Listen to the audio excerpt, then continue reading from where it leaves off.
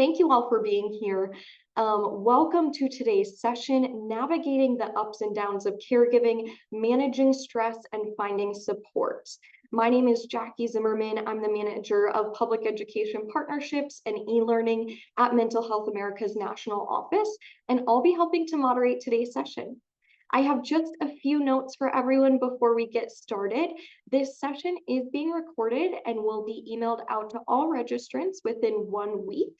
We currently do not offer CEUs, but if you would like to request a certificate of attendance, I have a form that you can fill out to request your certificate.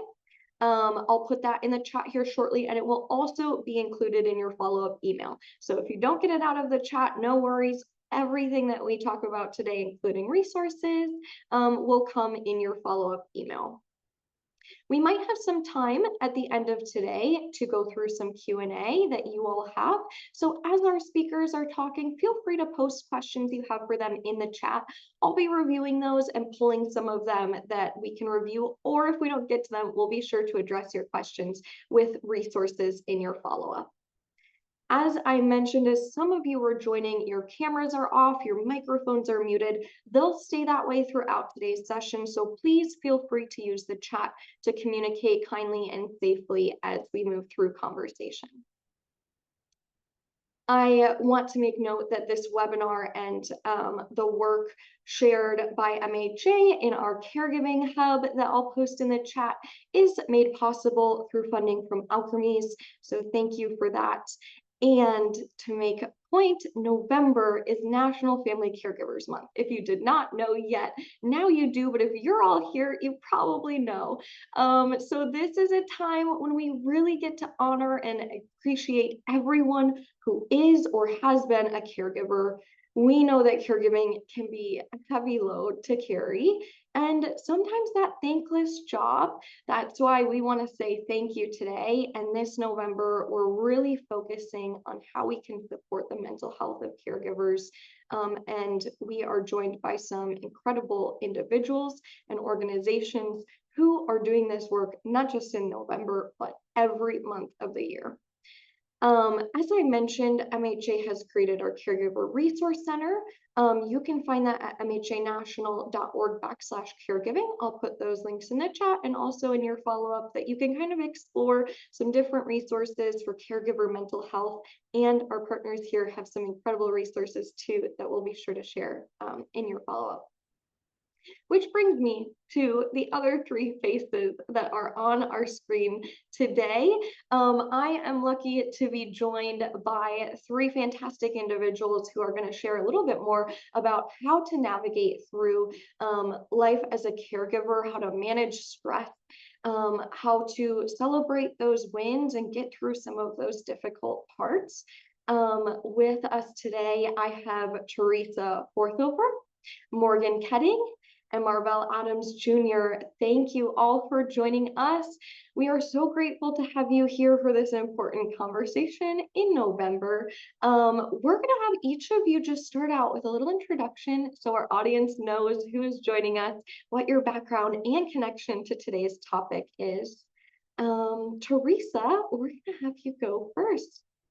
Sure. I'm Teresa Forthover, and I am the president and CEO at Easter Seals, DuPage, and Fox Valley, where we serve children with disabilities in a variety of medical needs and rehabilitation needs.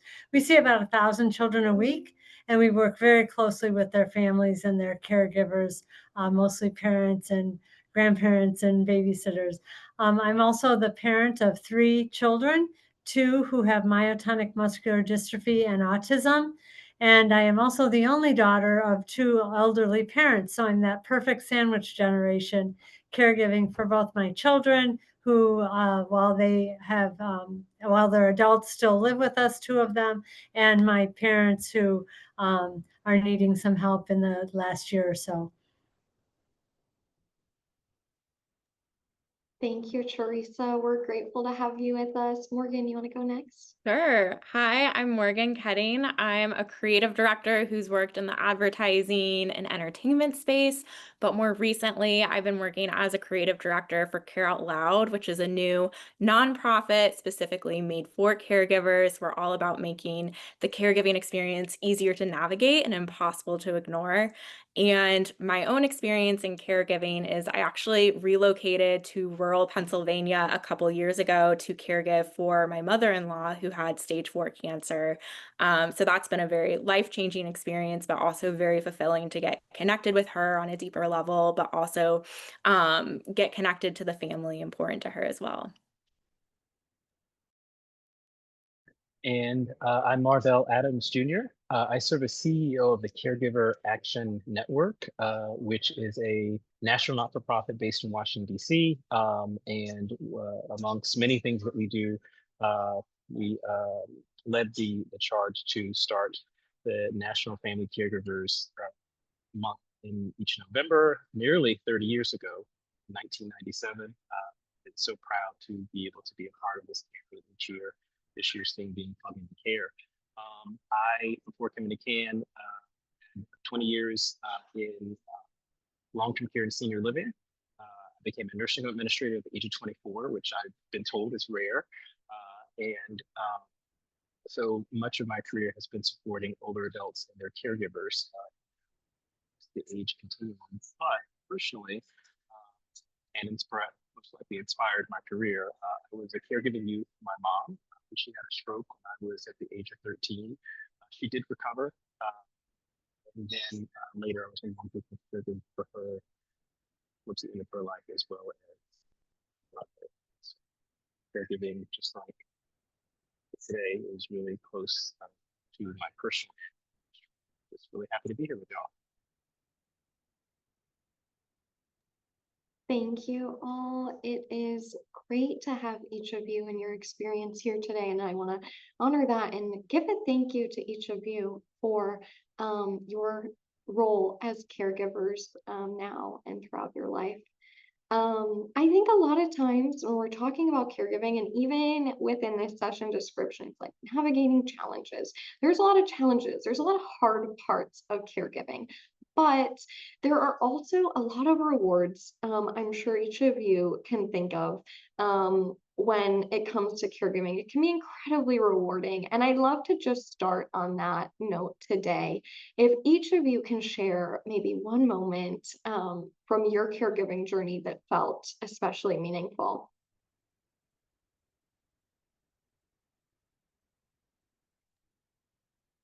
Well, this is going to maybe seem silly, but one of the things that I was most proud of as a caregiver is teaching my boys to do their own laundry. And now they do it every week on their own. Nobody has to remind them. And that it seems like a silly thing, but that's just one less thing that I had to do for them. And it also gave them confidence and independence to do it themselves. And it was really when my daughter started doing her own laundry that I thought, well, if she can do it, my boys can certainly do it. So again, it sounds like a silly thing, but it was really helpful. And I'll share, and hopefully you guys can you hear me perhaps a little bit better. So give me that thumbs up in the chat. Awesome. Thank you, Jackie. I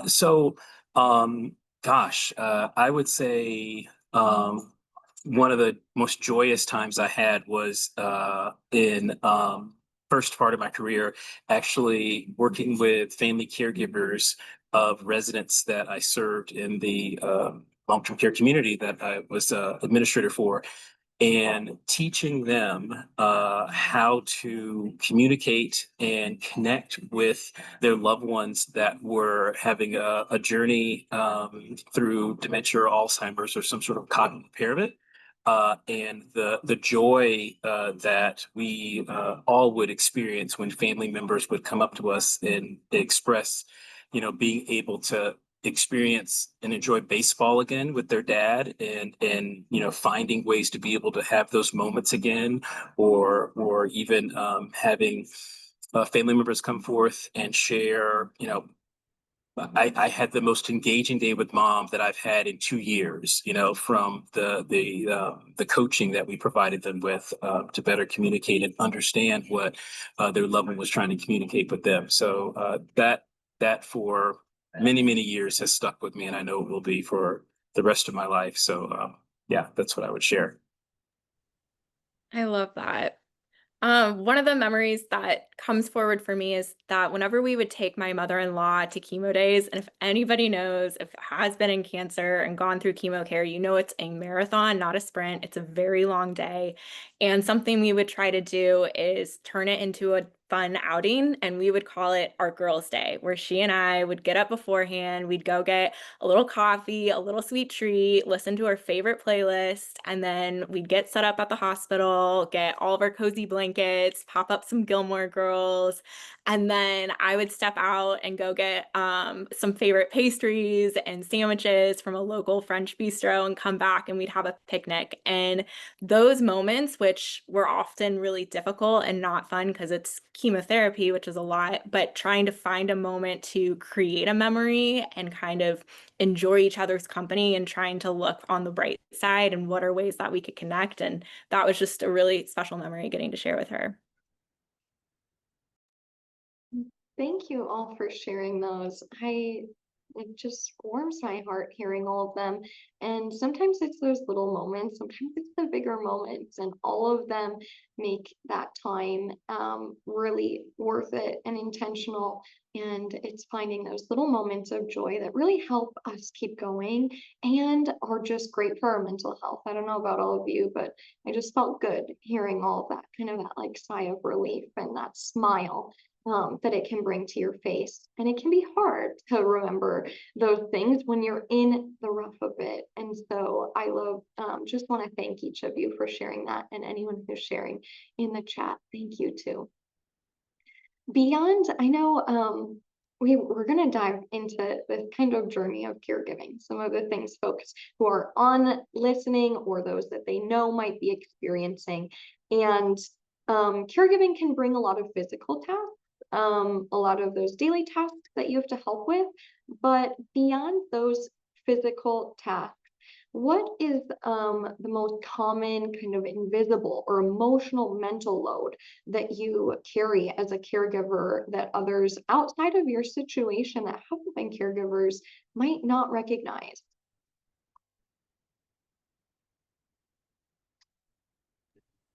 I'll jump in and say decision fatigue, which is something that applies to not just caregiving, but I know with all of the other day-to-day stuff that you're managing, whether it's parenting, whether it's your own personal well-being, whether it's your work, you're also making day-to-day decisions constantly for your loved one and trying to figure out, is this the right treatment plan? Okay, did I find the right person to coordinate this ride? Okay, did I remember to text this one person? And all of that stuff is kind of in the background. And so decision fatigue is something that I would always let my friends know about so that when it came time to make decisions about a casual, let's meet up for dinner, I would let them know I am out of it. I cannot make a decision. If you can take ownership and planning the time or planning the place we're going to meet, that would be so, so helpful. Yeah, Morgan, I think that's an incredible thing that, really until you said that, I hadn't really put that into words in my life or perspective. But my kids are in their 20s and 30s, brothers, and it's also fighting for things, right? Making a decision that you know is right for your children, your situation, and then feeling sometimes like you have to fight to get that where it is. And so I find myself sort of on alert all the time and then when it's a surprise when it's not a fight, right? Either a fight with them because they don't want to do what I want them to do or what I think they should do, or a fight from the service provider, whoever that may be in their life. And I would add that because caregiving is such a thing that's navigated across many years, many times. And really only recently seen this with caregivers that I've known, but personally seen that there's this cumulative emotional impact that stays with you, that also, can come back. And so when you have that caregiving journey, and I think of this with my brother who passed away earlier this year, and realizing just kind of the emotions that come back and pull you back into perhaps how you felt, as a caregiver last time around, and the time before that, and the time before that, and this kind of emotional uh, weight at times that remains with you. And so, I think at times what becomes invisible is, caregivers are seen and sometimes defined unfairly by their current caregiving, role. And share about it, but recognizing that, many, many times caregivers are carrying a lifetime of emotions around being a caregiver, and many times those emotions, bring with it some ups and downs that are hard to navigate. So, yeah, I think that's what I would say. Thank you for sharing that too, because I have been having a whole conversation about the nervous system and how when you go through situations that might be very different, your body will remember it and it has the same sort of fight or flight response. And kind of connecting these situations is just so helpful in navigating your own mental health in that space. I don't know if anybody's read The Body Keeps Score, but that also speaks so much to it and how it's not just a singular event in your life, but it's connected to so many others. Yeah, absolutely. Thank you for that reflection too, Morgan, and all of your points, and everyone in the chat. I'm reading yours too. Just thank you all for sharing. And sometimes, as I'm reading in here too, it's that accumulation of the physical and the mental, and that together is a lot. And to your point, Morgan, our body has these biological responses, these nervous system responses to something that's emotional, that then also becomes physical on top of some physical activity you might need to be able to do as a caregiver. So it's a lot. It's taking a toll on our physical health, on our mental health, and over time, that accumulates. I think a lot of times when we're talking about mental health and at MHA, even taking a step back beyond caregivers, something that we hear a lot is, I'm stressed, I'm struggling with my mental health. Does that mean I have a mental health condition? Or, what's that line? What's that line? When am I too stressed? Everyone's stressed. Aren't I like everyone else? Isn't that everyone's going through something? Am I different? Is what I'm going through something more? And that can be really hard and really confusing. And especially in this caregiving role, when you're taking on so many other people's emotions and things to carry, of then being able to recognize yours and know, when is this stress too much? When am I getting to that point of burnout or preventing from getting to that point of burnout where you have to take that big step back? So I'd love to hear from each of you in your perspective, how you kind of navigated that caregiver stress and differentiating this kind of normal stress or constant stress of the day to day versus when it builds up to that point of caregivers finding themselves in burnout. What are some of those signs that they might be getting there, that they need to make a change for their own mental health? Yeah, I'll jump in first and just say that, particularly at times when I was a long distance caregiver and traveling. So I grew up in South Carolina, and traveling perhaps back to South Carolina to support a family member. I early on made the decision, in agreement with my family, that whenever possible, I would go alone, because the the daily stress of, a family. So I'll just share, twins that are 10 years old, and then an almost 8-year old. Bringing that along, and also the stress of, perhaps being back home support and be a more of a in-person caregiver role, is a conflation of like a lot of stress. And so being able to take that space, and that's not that everybody can do that.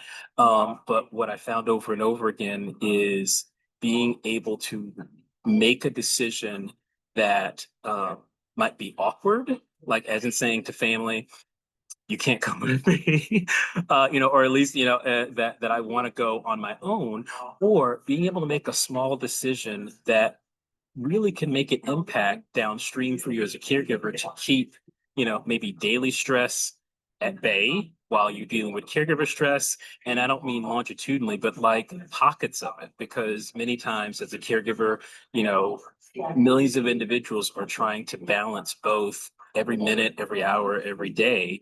And that becomes impossible eventually for anybody. And we joke sometimes we're talking to caregivers to say, and if it's not tough and if it's not seemingly overwhelming, what drugs are you on? Because I want some of those, because we all are struggling at times with our own daily stress, and so that stress really brings with it almost a responsibility to try to find a way, as they say when you get on the airplane, to put your mask on first so that are able to breathe and help the person beside you. So that difference between the day-to-day stress that we know is going to be there, and then those peaks and valleys that come along with being a caregiver, they're going to be there, and being able to make decisions where you can to balance out those decisions where you really felt you couldn't make a decision other than doing what you had to do. Yeah, I can relate to that traveling. I'm actually fortunate to be married to a very supportive husband, and I am going to New Hampshire to visit my daughter by myself for a couple of days. And he then can be the full-time caregiver while I get a break. I don't have as much traveling experience in that space. But I would say on the stress part, I think the stress is always there in the background, but one of the things that I really had to take time to do was understand what are my stress triggers in general and what are my sort of check engine lights. And again, this is so personal to the individual because what might be my stress triggers might not be your stress triggers. But in looking at past situations in my life, one of my check engine lights that would come on would be I would stop taking care of myself. And taking care of myself might be a simple going on a walk in the morning because it feels like too much to do. I can't add one more thing to my day. And then it might be pushing back meals. And then it might not be drinking enough water. And then it turns into constant anxiety about what's the next shoe that's going to drop. And so what I've had to do is kind of take a step back and be really attentive and kind of journal of, okay, did I have a stress trigger today? Or do I feel like my check engine's light is about to come on? Because if I'm doing this 3 days in a row, then I know it's really time to step in before the next trigger steps in. And what's interesting is all these things are things that pour back and fill your cup, as you were saying, Maribel, with putting on your oxygen mask first before you can help other people. Like letting go of self-care is, in my experience, is one of the easiest things to do. And I've heard other caregivers relate to that, but that is also something so important to prioritize as a caregiver because you can't care as well for one of your loved ones if you're not starting with that care for yourself. Yeah, that's something we see here at the center a lot with our families and try to make sure that families are doing that, are taking care of themselves, are paying attention to how they're feeling and paying attention to what those triggers are. That is something we really work with our families about. And sometimes, as a caregiver in my personal life and professional life, sometimes it's easier for me to help than somebody else understand than I'm helping myself to understand. And that's always sort of an interesting thing where I have to check in and say, am I doing what I'm preaching or am I just preaching and not doing it? Yeah, I both my friends Morgan and Teresa speak my mind. So I actually will let you move on to the next question, Jackie, because you guys definitely summed it up really well. Yeah, yeah, you really did. And I love the check engine light analogy, Morgan. It's helpful. And I noticed in the beginning of our session, one of the words that someone had put in the chat was guilty, feeling guilty as a caregiver to take time for yourself. And that is so real. And we hear that all the time. But to Marvel's point, you cannot pour from that empty cup, and you should not have to feel guilty about caring for yourself too. We really can't care for others until, our health is also prioritized, or that check engine light is going to continue to stay on. So thank you both for those points. And Marvell also started to give a great example of boundary setting, and that sometimes we might have to say the uncomfortable things that need to be said for our own mental well-being and for that of those we are caring for. I want to hear from you what maybe some of the most difficult but necessary boundaries are that you've had to set either with the person you've had to care for, family members, or even yourself. What are some of those things that were hard but paid off in terms of taking care of your mental health first? I think for me, one of the hardest parts is having to tell my boys to wait. If I'm talking on the phone or if I'm working from home, to have to tell them who just want my attention and might need my attention that they have to wait. I think that's sometimes the hardest part because that's where the guilt comes in, right? He needs me to help him do X, fix his lunch or do whatever, and I'm asking him to wait. And with autism, asking a child to wait isn't always going to go the way you want it to go. And so that's sometimes where I find that the most challenging is when I have to tell the people I'm caring for that I need a moment for whatever reason that is. And that's, I think, probably where I find it to be the most difficult.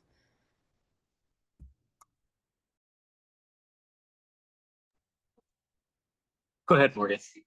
Oh, I was gonna say, I haven't really discovered the secret to boundary keeping yet. That is something that I am constantly having to relearn. But some of the things that I've had to accept or be okay with is not everything is going to get done and not everything is going to get done perfectly. For myself, I was such an ambitious career woman, always, working really late at night. And when I was in this situation, I just realized I couldn't have, the candlestick burning at both ends anymore. I really had to say, no, I can't go to this meeting, or no, I have to turn off at 6 p.m. because I was working really late nights the nights before. And it's hard because I knew that there were going to be sacrifices that came with that. Sometimes it's not always the best received, and that's kind of scary. But I think sitting down and understanding your priorities and what are the things that are most important to you at the end of the day, not just for your loved one, but for yourself as well. That's kind of a helpful way to kind of navigate what to say no to. And since I shared a little bit about boundaries earlier, I'll just say, one of the things I've heard over and over again from caregivers, over the years, is just this the feeling not only of guilt that they could and should and must do more, but then there's also that external feeling that, whether it's siblings, whether it's cousins, whoever else, neighbors looking at you and you feeling as if they're putting, an expectation upon you, and coming to the realization that, there is this boundary to be set about what you can and can't control, and being able to set that early on, because many times you find you don't set that boundary because of individuals' expectations beyond the person you're supporting.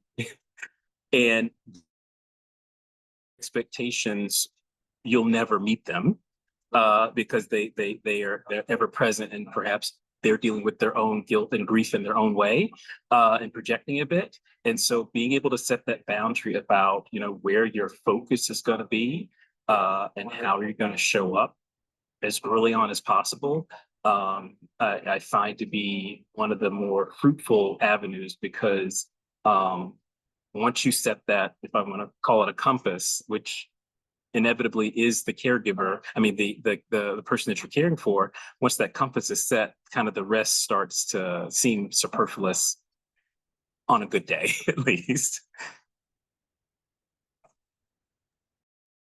Thank you all. I know so many are relating to your words in the chat.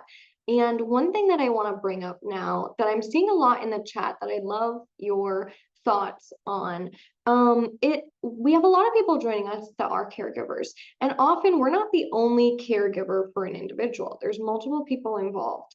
And navigating those relationships can be hard in the boundary setting too. If you are, or if any of you have experienced really working alongside other maybe family members that are caregivers for that same person you're caring for, what have you found most beneficial in navigating those relationships and setting those types of boundaries?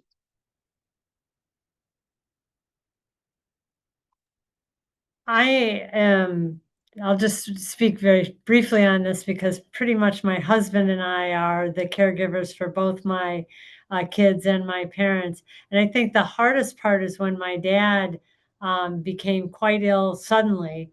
Um, Being alongside my mother, caregiving for my father was a little bit challenging, and having to respect their relationship as a married couple, but my relationship as a daughter, having to ask questions and be a little more forthcoming with the doctors than my mom was willing to share and be honest about. That was probably the most challenging, um, dealing with that personal relationship. I don't have any brothers helping out or anything, so it's just me and her when he was ill and she was dealing with her own challenges, and having to learn that line to when to respect her decision as the wife versus what I thought was right.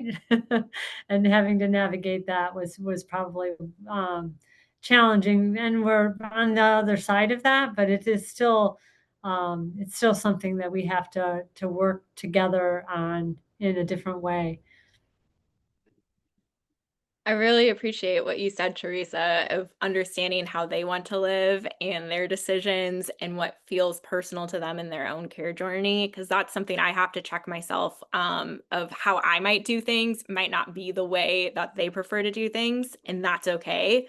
Obviously, prioritizing safety and other sorts of well-beings. But in my situation, I was 1 month married when I stepped into a caregiving role and we relocated to a new area. So, as the in law, I was not used to these family dynamics and not used to how people interact and communicate.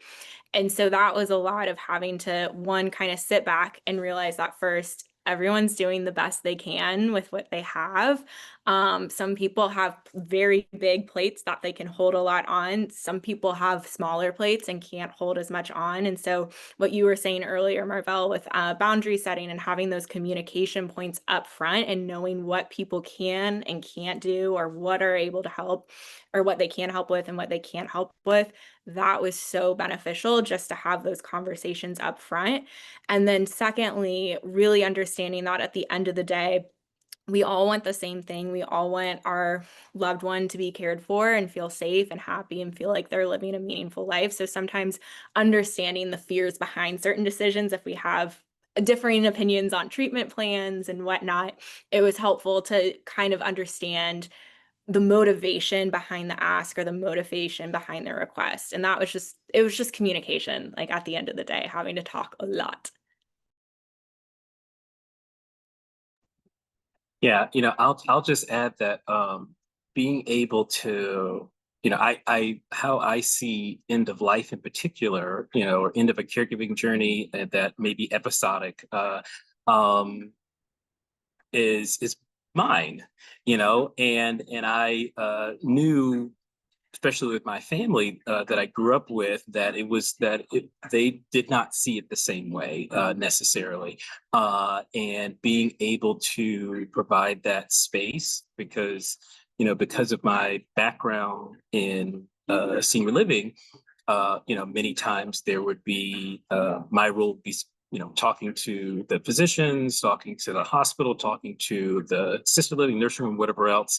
And that was kind of the security blanket for my family because they at least knew, okay, if it's going to be as good, if it's going to be as good as it can, after Marvell maybe interjects and talk to them, that maybe we'll get there. But recognizing that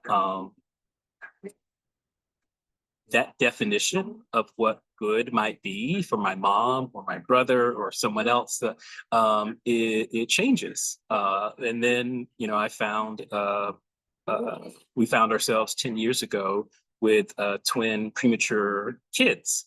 And that was a different, perspective that brought in, an ethos that was shared between my spouse and I. And so there are these changing kind of tapestries that happen within caregiving that hopefully, you can flex a little bit, but it's such a difficult thing to navigate because at the end of the day, you're trying to do your best for that loved one.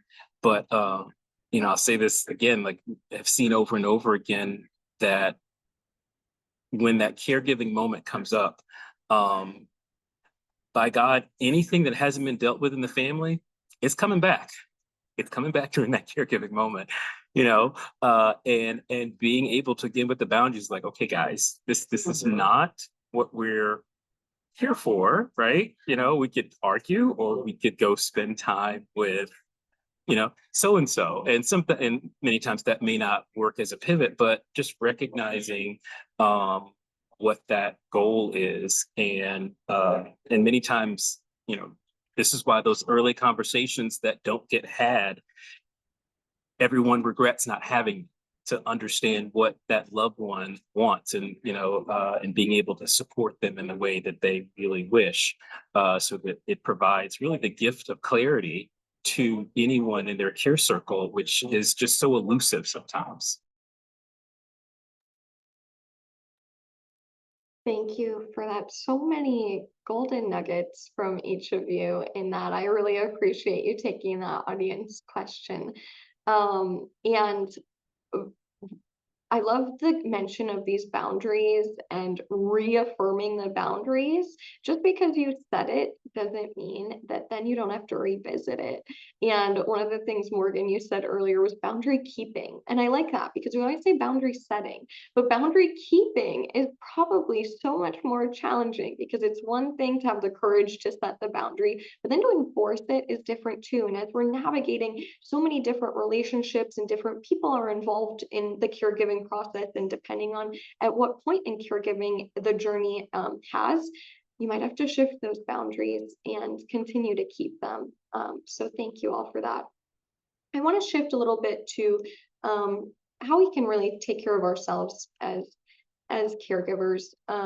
Often caregivers struggle to ask for help, and I've even seen these comments throughout the chat today, because you are the helpers. You are the ones that people go to for help, not that I need help, but everyone deserves help and needs some type of support. And it's hard to say, I need a break, I need help. What have you found to be an effective, maybe non-intrusive way a friend or community member can offer meaningful support without you having to explicitly ask? For everyone who's on the call today that knows a caregiver, is a friend of a caregiver, family member of a caregiver, has a caregiver in their life. I think all of us know a caregiver in some capacity. For those supporters of caregivers, what's something that someone's done for you that you didn't have to ask of them that really made a difference?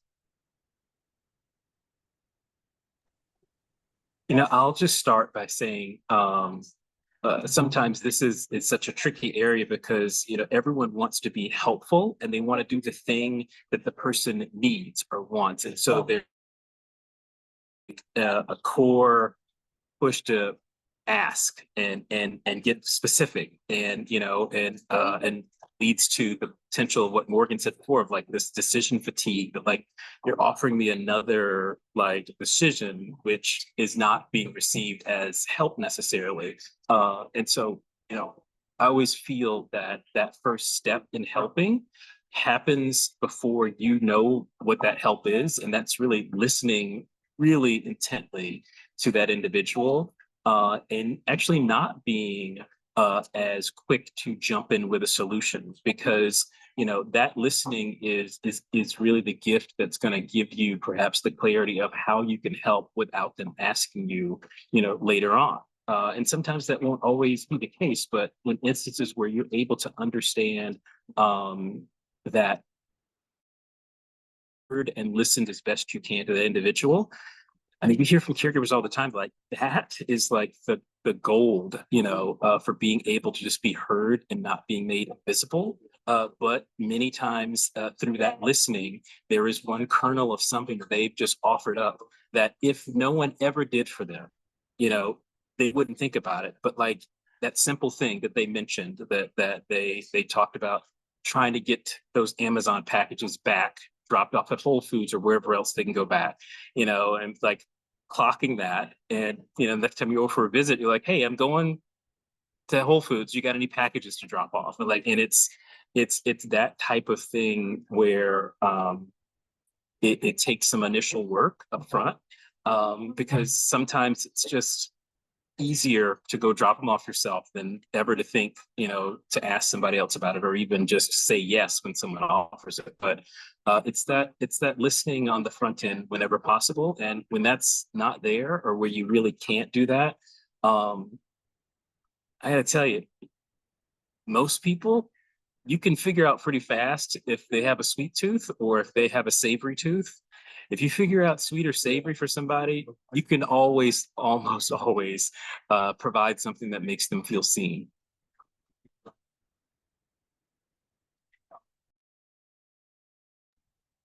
I really like what you said about the listening and observing and kind of like taking in what caregivers in your life are saying.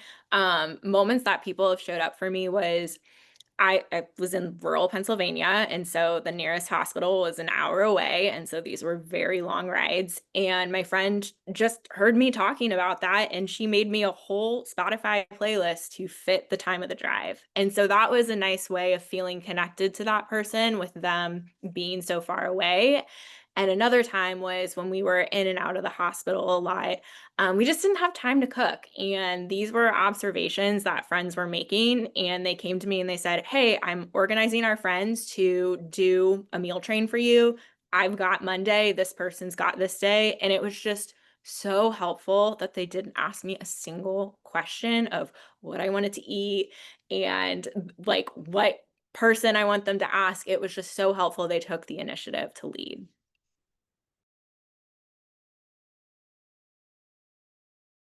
Yeah, I think it's so true. Just the paying attention and asking, "How are you doing?" Or asking about, how's my son doing? We had a situation where my youngest has pretty significant respiratory issues and was in the ICU for 3 weeks, which meant he couldn't be left alone. So my husband or I had to be there 24/7. But we have another son with a disability who is at home, and so one of my girlfriends said, I'm going to pick him up. She's a principal at a school. We're doing a fun fair. I'm going to pick him up for the day and then I'll drop him off at your parents. And I was like, great. She didn't ask me what I wanted. She just said, this is what I'm going to do. And that was so helpful because we knew he was struggling with his brother being in the hospital. We weren't really home. We were kind of playing tag team. And so he was able to do some things that were fun and really, we didn't have to plan anything. We didn't have to get him anywhere. She just took care of all of it. And that was really, again, that listening. She knew that we had a son at home that needed some care, and she just took it upon herself to do it. And he had a blast. He still talks about it to this day. I love it. It's those little moments, that noticing, that listening, not having to ask, can feel really good. And the informal supports like these friendship, family members pitching in, community support can be so beneficial. But I know that that's just one piece of caring for yourself too. And sometimes if you're hitting that point of feeling extremely stressed, overwhelmed, you're starting to notice a toll on your mental health, you might need additional support. And so I'd love to hear what some of the most valuable kind of formal resources you've utilized or seen others utilize that can help support that informal support. So we kind of need both when we're getting to that point where we're really challenging, whether it be support groups, therapy. What are some of those formal supports that you like to lean on or refer others to lean on?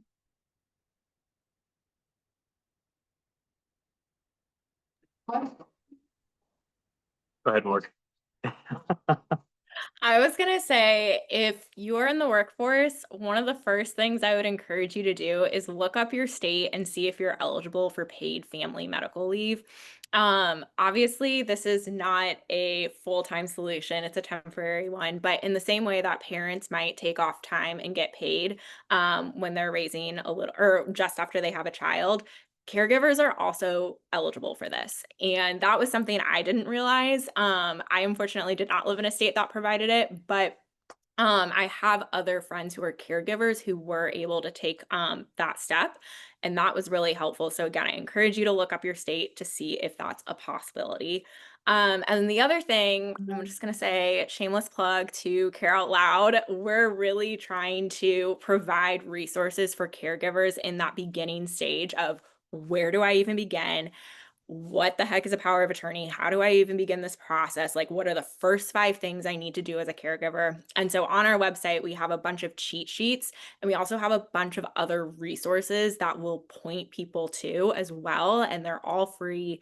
They're all really easy to navigate. So you don't have to go diving through a bunch of PDFs to find the information you need, because that's something that we really want to provide for individuals. I think that's so helpful because I do, we certainly raising our children, we kind of learned along the way, and Easter Seals was a huge help for me, ironically, who thought I'd end up working for them. But with my parents, it was a whole different scenario, right? A whole different set of relationships, situations, insurance, and they didn't really, they'd never been ill before, so they didn't understand their insurance. Fortunately, I was able to help with that. But I think having sort of resources and information and not being afraid to ask for, gee, where do I even get started? I think is really great that you have those kinds of resources available to people. It's really beneficial and helpful to just know where to start and what to do. And it's really, really good. I wrote it down for myself. Thank you. We're also on social media if you don't want to go on a website. So we have those tips there. Uh, so what I would offer is a couple things. It's one, the Caregiver Action Network, our work is really about being an accessible point of entry for caregivers, no matter where they are in their journey. And to that end, we have different kind of modes of being able to do that because people are different in how they approach it. And so, we have a national caregiver help desk that can be accessed through our website, also through a toll-free number. We just launched an app with our partner Parallel, as well as web chat features on our website as well. But then, what we've heard from caregivers is that the resources is kind of like just the first phase of it, and then, as you might expect, there becomes a piece of this: what resources are there that are explicitly for the caregiver, not for the caregiver in order to do something, but the caregiver for their own real benefit. And so, we started a digital peer-to-peer network where, again, through our website, folks can, at no cost, be connected with potentially another caregiver or peer that can empathetically understand what they may be going through, and be that person being a certified listener, to really just be a sounding post for the individual. And the other thing I would offer is, we hear from caregivers, is that being in community. And that's really tough to do because we know that caregiving can be so isolating. And it doesn't matter who you are, quite frankly. And being able to do something as simple as join a Facebook group. And so, a year and a half ago, an amazing idea from our director of community initiatives, Nicole Goebel, around starting a Facebook group that was private, but in a safe space, but that we made sure to take responsibility to make it a place where caregivers could come and be in community, at any time. And it's grown to nearly 3,000 individuals. And what it's really brought to brought to us as an organization is recognizing that, wow, I go in there and I see there's like 150 people, you know, online right now, and people putting in the comments, you know, I do a whole laundry list of things, and then asking the question, am I a caregiver? And then everybody being like, are you insane? Like, yes, of course you are.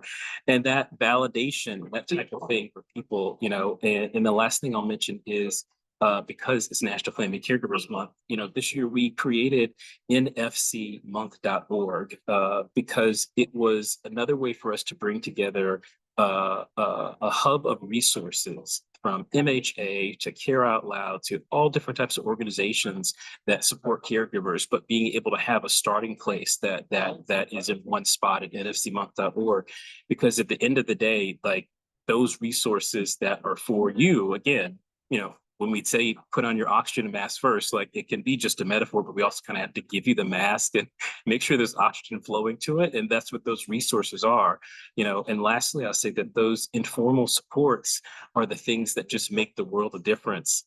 And we found over and over again, saying to folks that being a caregiver can be, you know, as simple for some as taking the newspaper and taking it from the bottom of the stoop and putting it at the top. And I know there's so many neighbors that do that regularly. You know, there are just so many aspects, or picking up a package for someone. And it's those things that give someone that informal support that, you know, just make the caregiving journey just a little more manageable that day or that minute, or, you know, so yeah.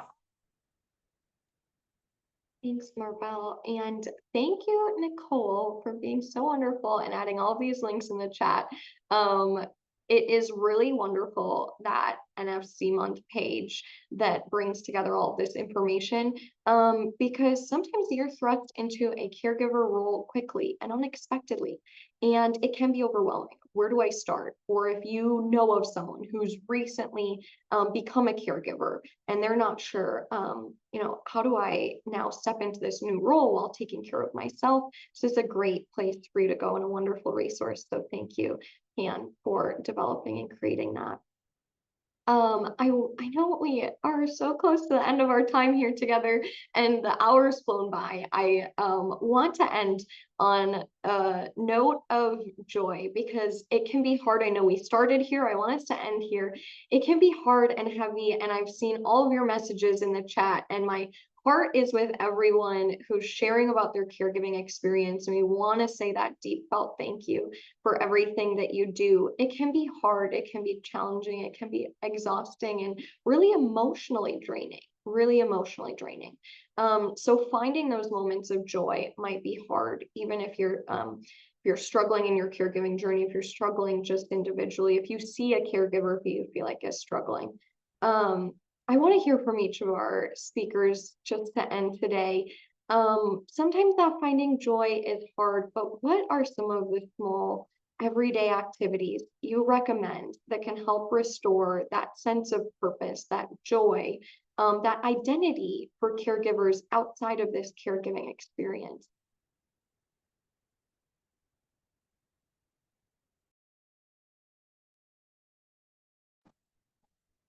So, you know, I'll jump in and say that I think some of the best advice I ever heard from a therapist that works with, you know, all different types, but like, you know, understood caregivers, that gave the advice around just the biology of not only just trauma, but just anxiety and being triggered, and gave the advice of like, if you're expecting to have, let's say, a conversation on the phone, and that it might be stressful, to, if possible, take a walk while doing the call.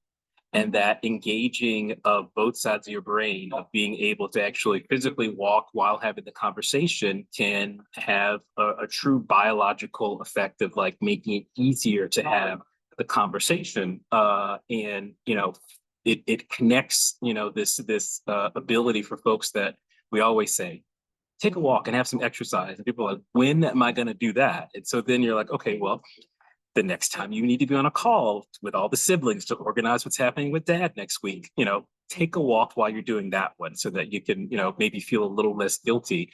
But that's the one thing that's really stuck with me, and I've always shared with others, that when you can and you feel yourself really in knots about a situation or a conversation coming up, try to get a few steps in while you're having that conversation, or before, if possible. And if none of that really happens, the other advice I was given once is, think of, like, a list of your top 3 guilty pleasures. Take away the word guilty and do them as often as possible.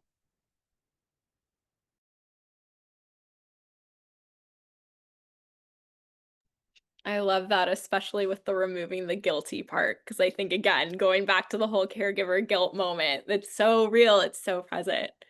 Um, so I don't know if anybody's seen this movie called About Time. It's a Richard Curtis film. And I'm all connected, but essentially he talks a lot about trying to find beauty in the mundane.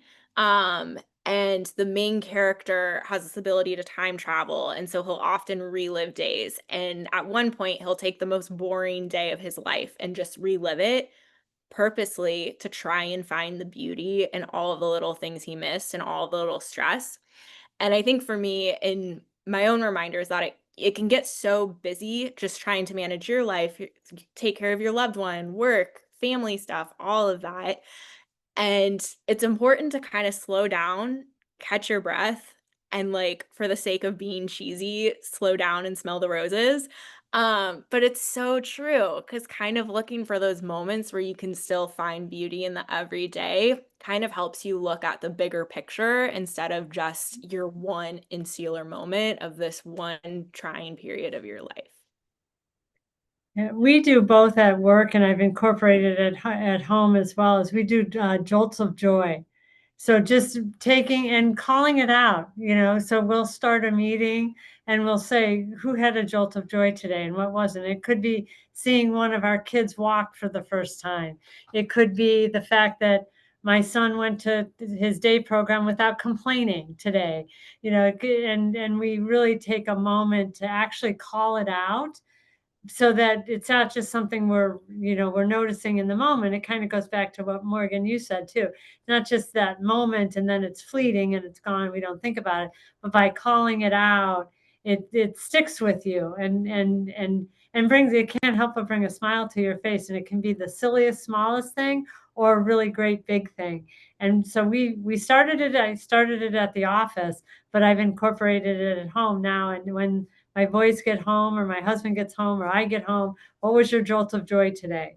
And everybody has to find that jolt of joy.